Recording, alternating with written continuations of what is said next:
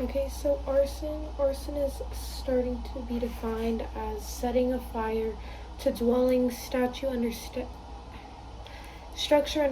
statutes, or placed where you would sleep at, and it is also the structures in a cultiage. It is also the intent to burn, knowing it will burn, with reckless creation of risk of burning. It also is the burning of dwellings, smoke damage, that would be significant. It also focuses on the mainly on occupancy rather than ownership.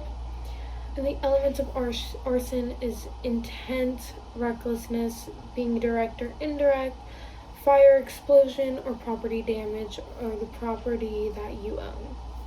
So when it comes to the history of arson, the common law arson is defined as the willful and malicious burning of the dwelling house of another, the purpose to protect the home along with the occupants and their possessions.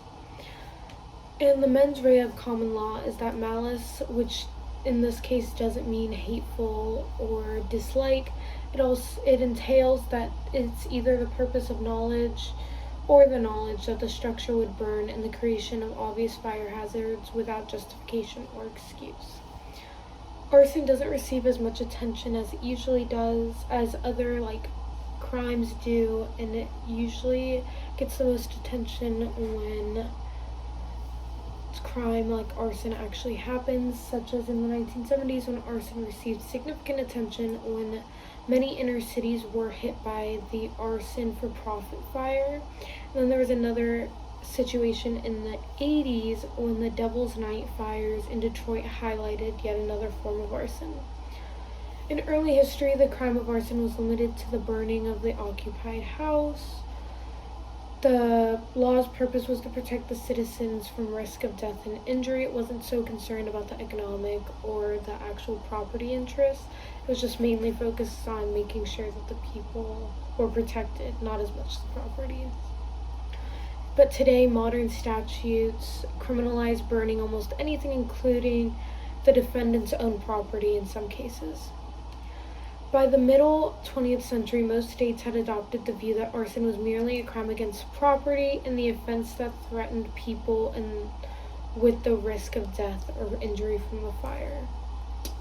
Why is arson a crime? It's a crime because one of the most destructive crimes in the United States. It's costs billions of dollars per year in loss and damage because of their homes have been damaged. They have to pay to get them redone, and the real property, such as the homes, structures, buildings, anything, it hurts other people, so it does put them in debt, so they have to pay, or it does cause them actual physical harm if they are in the house and they do suffer and get stuck in the fire, and it can also lead to death.